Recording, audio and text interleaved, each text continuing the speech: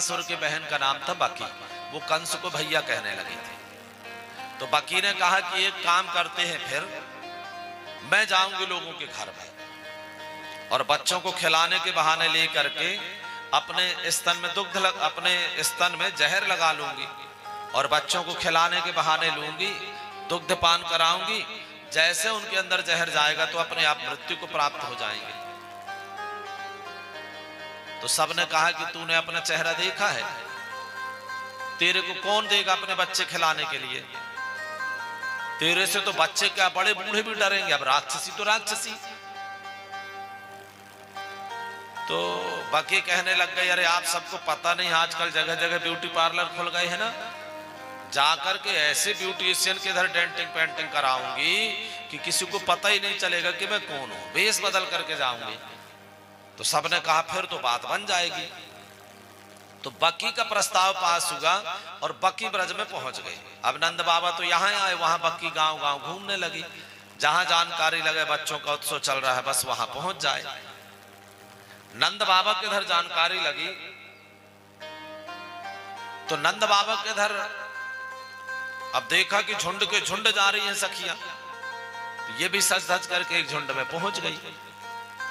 अब इसने श्रृंगार इतना ज्यादा करके रखा था कि स्वाभाविक लोगों की नजर इसकी तरफ पड़ने लगी। जैसे बाबूजी आप सामान्य जाए ना तो आपकी तरफ लोग नहीं देखेंगे, लेकिन बाल बिथरा लें, कपड़े फाड़ लें, मुंह में कीचड़ वगैरह लगा ले, ऐसे कुछ भी भैया, और फिर निकल जाए तो सबकी नजर पड़ेगी आपकी तरफ। पड़ेगी कि नहीं? अरे ये कौन है?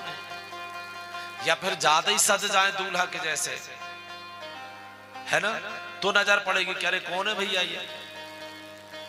तो इसी प्रकार बकी ने अपने वास्तविक स्वरूप को छुपाने के लिए ज्यादा श्रृंगार किया। तो जहां से निकला, अब ये महंगे महंगे गहने पहन रखे, चमाचम साड़ी पहन रखी, तो सबको लगा भैया यूं दिखे कोई बड़े घरन की है। पर आज तक तो जाए हमने देखो ना है ब्रज में। आपस में ही ब्रजवासी जो देखते चर्चा करते, भैया नंदरानी बड़े घर की है, उनकी सखी सहेली भी बड़े घरन की होंगी। किसी ने रोका नहीं, आपस में ही चर्चाएं चल रही है। ऐसे करते करते बकी एक गोपियों के झुंड में सम्मिलित हुई और नंद महल में प्रवेश कर गई। नंदरानी की भी नजर पड़ी। तो नंदरानी मैया की जैसे नजर पड़ी तो नंदरानी मैया को भी कुछ डाउट हुआ कि है कौन ये, आज तक तो यार देखो ना। पर नंदरानी मैया कुछ बोल पाती इसके पहले बकी कहने लग गई, अरे बहना तेने पहचानो ना है, मैं तेरे मामा की फूफू की बेटी तेरी बहन ना लगी। अब नंदरानी चक्कर में पड़ गई, हे भगवान, मेरे तो दूर दूर तक कोई रिश्तेदारों में बहन ना आई, ये कहां से आ गई।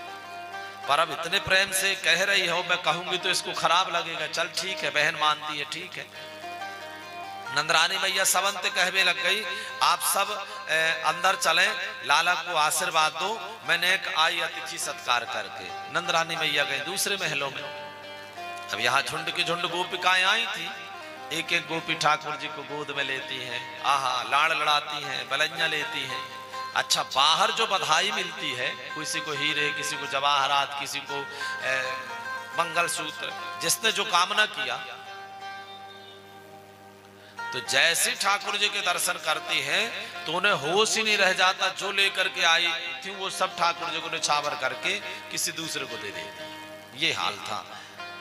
जिसने पाया बधाई उसने रखा नहीं, उसने भी निछावर करके किसी न किसी को दे दिया। सब चली गई जब, तो भगवान को लगा सब चली गई क्या, सिर उठा करके देखा एकदम से नीचे कर लिया, अरे अभी तो मौसी जी बची हैं। आंख बंद करके भगवान लेट गए। परीक्षित जी ने कहा कि भगवान ने आंख क्यों बंद कर लिया। सुखदेव स्वामी कहते हैं भाई आंख भगवान की है, भगवान जाने क्यों बंद कर लिए हैं बाबूजी। पर सुखदेव स्वामी कहते हैं कि हमें लगता है कि भगवान ने शायद आंख इसलिए बंद कर लिया होगा क्योंकि भगवान ने सोचा होगा इन 24 अवतारों में हमारे 2 अवतार श्रेष्ठ हैं। कौन कौन से बाबूजी? राम अवतार और कृष्ण अवतार। पर राम अवतार में सबसे पहले हमें वहां भी एक स्त्री से युद्धघाटन करना पड़ा, ताड़का चाची आ गई थी। और अब कृष्ण अवतार में आए हैं तो यहां पर भी देखो एक स्त्री से युद्धघाटन करना पड़ रहा है? यहां पर मौसी जी आ गई, तो भगवान ने शायद इस ग्लानि के कारण नेत्र बंद कर लिया होगा। किसी ने कहा नहीं नहीं, भगवान ने नेत्र इसलिए बंद कर लिया कि भगवान आंख बंद करके शायद भोले बाबा का ध्यान कर रहे होंगे कि प्रभु जी मौसी आई है दूध पिलाने, पर जहर लगा है, तो जहर आप पी लेना, क्योंकि आपका तो अभ्यास है जहर पीने का। हम आए हैं माखन मिश्री खाने, तो भोले बाबा आप जहर हम दुग्ध पान कर लेंगे। शायद भगवान भोले बाबा का ध्यान कर रहे हो इसलिए आंख बंद कर लिया हो। किसी संत ने कहा रे नहीं, भगवान की जो पलक है ना, ये पलक, तो एक आंख की पलक में सूर्य विराजते हैं और भगवान की एक आंख की पलक में चंद्रमा विराजते हैं। तो शायद सूर्य चंद्रमा रूपी पलक ने विचार किया कि ये दुष्टा देखो पूरा संसार हमारे ठाकुर जी के दर्शन करने के लिए आ रहा है और ये ठाकुर जी को मारने के लिए आई है। तो भगवान की ये जो दृष्टि है ना, इसमें कृपा बरसती है। क्या बरसती है? कृपा। और कृपा रूपी अमृत गिरता है। तो सूर्य चंद्रमा रूपी पलक ने यह विचार किया इस दुष्ट के ऊपर जो हमारे भगवान को मारने के लिए आई है, कहा इसके ऊपर कृपा रूपी जो अमृत है इसके ऊपर पड़ने ही नहीं देंगे। तो सूर्य और चंद्रमा रूपी पलकों ने भगवान की आंखों को बंद कर लिया। ऐसे संतों ने अनेकों प्रकार के भाव व्यक्त किए। तब तक तो बकी ने भगवान को उठाया। अब बताओ, करंट तो करंट है, वो तो लगेगा बाबूजी, हैं जी। सोचिए, जिनके दर्शन करने से, अरे जिनका नाम लेने से पाप खत्म हो जाते हैं, पर जिसने दर्शन किए होंगे, जिसने स्पर्श किए होंगे, तो उसके अंदर पाप रह गए होंगे भैया। जब भगवान का नाम लेने से सारे पाप खत्म हो जाते हैं, तो जिसने दर्शन ही कर लिया भगवान के, भगवान का स्पर्श कर लिया, तो उसके अंदर पाप रह जाएंगे।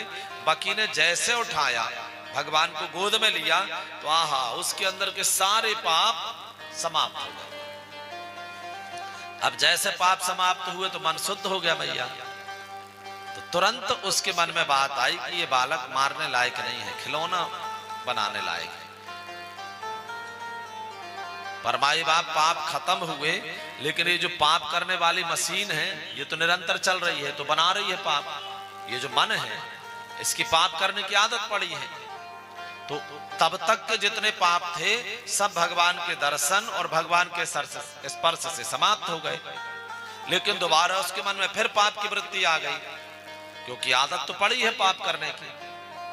फिर मन में पाप आ गया, नहीं नहीं, भैया से कह करके आई हूं कि जितने भी बालक मिलेंगे सबको मैं मार दूंगी।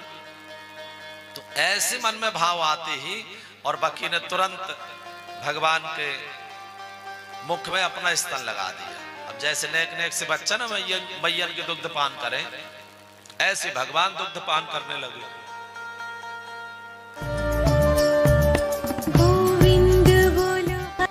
अब बकी यूं सोच रही थी कि जैसे जहर अंदर जाएगा तो ये मर जाएगा, और यहां भगवान ने दुग्ध पान करते करते उसके प्राणों को जैसे खींचना प्रारंभ किया। बाबूजी, जब प्राण निकलते हैं शरीर में तो तकलीफ होती है। अपन को लगता है ना, कुछ लोग कोमा में भैया सोते सोते उठे ही नहीं, ये अपन को लगा कि उनको कोई तकलीफ नहीं हुई। वो तकलीफ हुई। जैसे कल गुब्बारा लगे थे ना भगवान के जन्म में, तो उसको अगर आप ऐसे साधारण दबाएंगे तो उसकी हवा निकलती है? नहीं निकलती थी। जब उसको इतनी जोर से दबाएं कि दबाने में उसकी हवा अंदर समा ना पाए, है ना, तब वो फटाक से फूटता है या हवा निकलती है सही कि नहीं? इसी प्रकार से हमारे अंदर भी ये तेज जो है, ये जीव साधारण नहीं निकलता भैया। इस पर जब बहुत जोर से ठोकर लगती है, बहुत जोर से प्रेशर पड़ता है, जैसे अब आप लोग जानते हैं कि नहीं, 4 व्हीलर होती है ना, उनमें एक वो गुब्बारा कहलाता है सुरक्षा की दृष्टि से। उसकी एक लिमिट है कि गाड़ी का जब इतनी जोर से एक्सीडेंट होगा तब इसके अंदर से गुब्बारा निकलेगा कि आपका सिर गाड़ी में नहीं लग पाएगा, गुब्बारा में लगेगा, तो बच जाता है प्राणी। ऐसे हमारे अंदर ये जो प्राण है ये साधारण नहीं निकलते भैया। तो जब उस बकी के प्राणों को खींचने लगे भगवान, तो उसको तकलीफ होने लगी। अब तकलीफ हुई तो उसने छुड़ाने का प्रयास किया ऐसे, तो पहले हाथ से छुड़ाती रही तो भगवान ने नहीं छोड़ा, तो फिर अब चिल्लाने लगी, छोड़ मेरे को, सा मुंच मुंचाल मित प्रभास में छोड़। तो भगवान धीरे से कहते हैं, मौसी एक तो जल्दी हम किसी को पकड़ते नहीं, और जिसको पकड़ ले एक बार उसको फिर छोड़ते नहीं। अब बताओ, छोटा सा बच्चा एकदम से ऐसी बात करेगा तो सामने वाले का ब्लड प्रेशर हाई ना हो जाएगा? ना हो जाएगा भैया। रात में आप अच्छे भले सोते रहे और 12 बजे एकदम से कू की आवाज आई तो आप तो घर छोड़ के उठ के भाग दोगे ना? भाग दोगे? गलत कह रहे हैं दादा।